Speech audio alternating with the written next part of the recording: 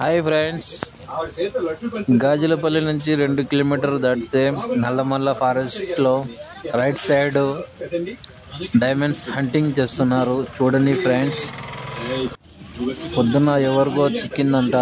5,20,000కి అమ్మినారంట. చూడండి.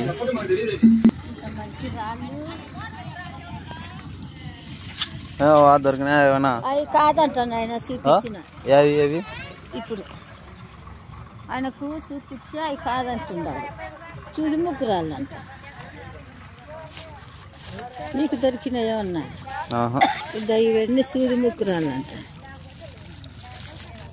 ఇన్ని చూపించి ఆయన సూది ముగ్గురాళ్ళంట.